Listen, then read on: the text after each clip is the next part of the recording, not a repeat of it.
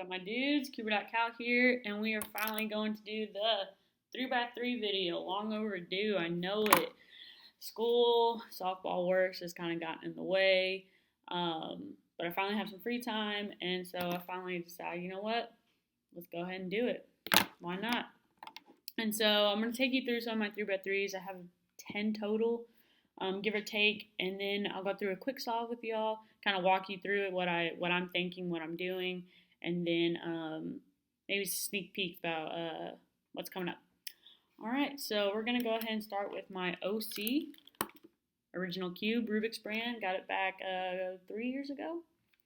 It was my very first one. Bought it at Walmart, like $12, nothing special. But it was my pride and joy. It is still my pride and joy. This travels with me every time we go somewhere for softball. And I actually have two of them, two Rubik's brands. Right now they're partially solved.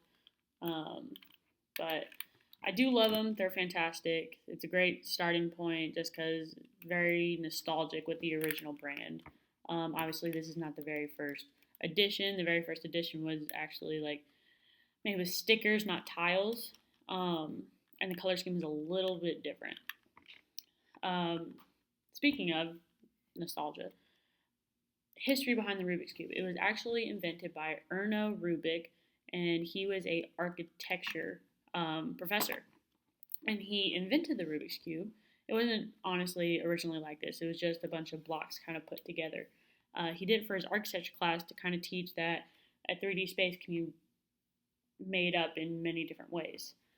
Fun fact, over a gazillion ways. I looked it up. You can look it up. Number of ways in the Rubik's Cube can be messed up. It's over a gazillion ways.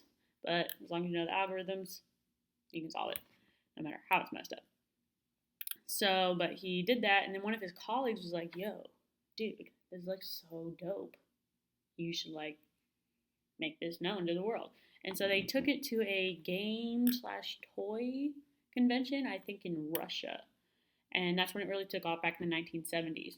And then it became popular by demand, or by general, like the general population, back in the 1980s. It kind of died off after that. But it's still really big today with like your speed cubers. Like there's competitions all over the world who can solve them faster. I think the world record right now is about 5:23-ish. I think that's the record for the 3x3. There's also the 2x2 competitions. I believe there's also 4 and a Pyraminx. I could be wrong, but 2x2, 3x3, and Pyraminx, I'm almost positive. Those are timed competitions. But yeah, so original Rubik's brand. And then we'll move on to my little fun cubes I don't really solve because they're not the best at moving. They're pretty loud and really boxy. But this is my very first one of the 3. I got this at my very first job that I worked back in my hometown. It was at a movie theater/bowling alley that also had an arcade. And I got this at the arcade. So there's that one. And then my Sudoku cube. My sister got me this one. And if you look at each face, it's made of the different 9 numbers. None of them the same. So that one's pretty cool. I don't really play with it just because it doesn't solve or doesn't move very well. So that was pretty cool. And then I got this one from my aunt. I've talked about this one before, I think. Got it from the Houston Zoo. Same reason. I don't really play with this one just because.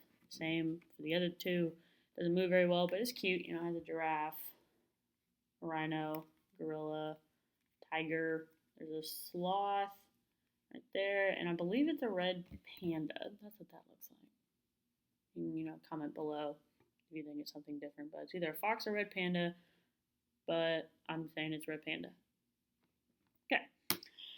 Then we'll go to my carbon fiber cube.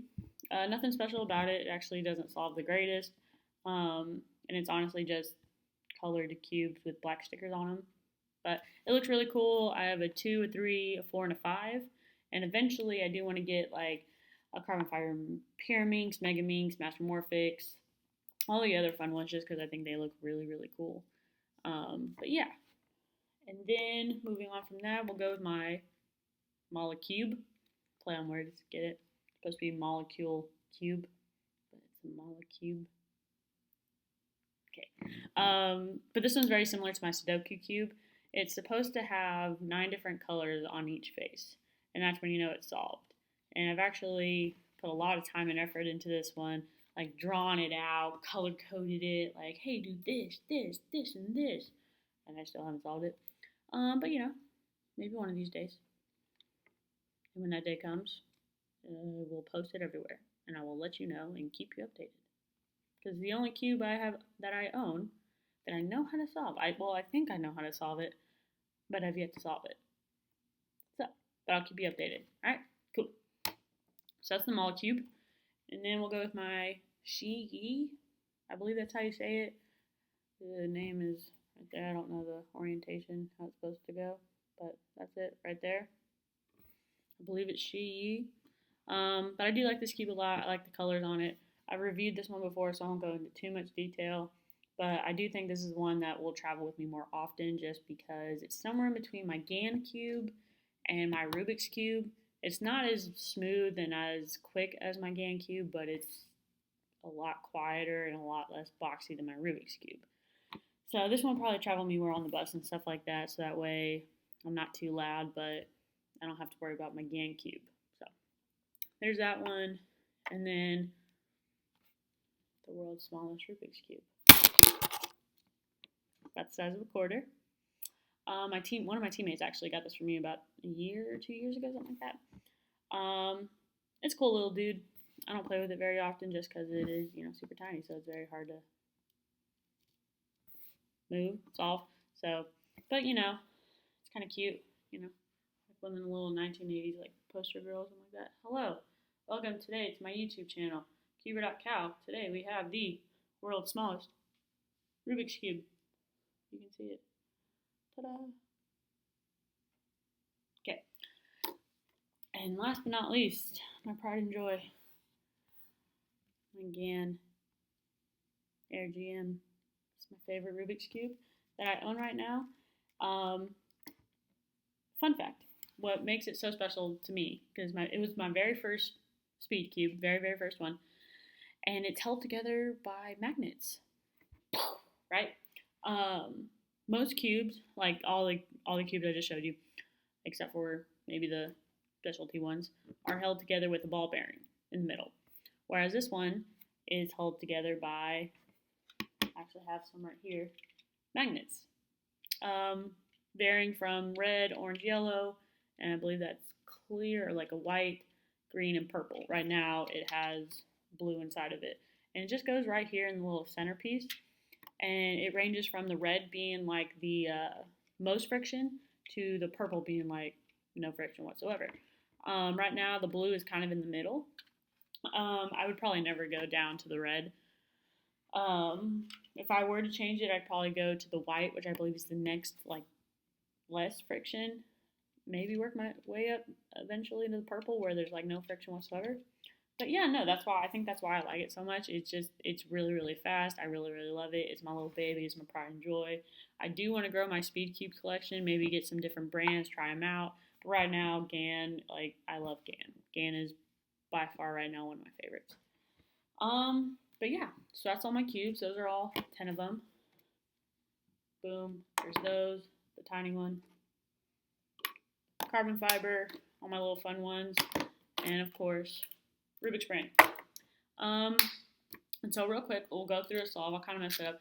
I did post a video the other day where it was kind of, hey, look, here's proof that I can solve my Rubik's Cube, which I know you probably didn't, think I was lying about it. But it had been surfacing, so I went ahead and solved it. But anyway, so a little walkthrough real quick. First thing I'm going to do is solve this white cross right here. Fun fact, before, at least from what I can tell, I've never been to a competition before, but from what I can tell, you get a few seconds before you actually have to solve it to look at it. And I didn't do it this time, but usually that's what I do. I take myself a few seconds to look at it, see what my next moves are, and boom, right there. And so next I'm going to solve the corner and the side at the same time, because my white's right here, so I'm going to solve this white corner and this middle side. And so when I first started learning the Rubik's Cube, I actually did the corner and then the side, but that's very time consuming, but that's how they teach you how to do it, or how I at least was taught how to do it when I very first started solving Rubik's Cube.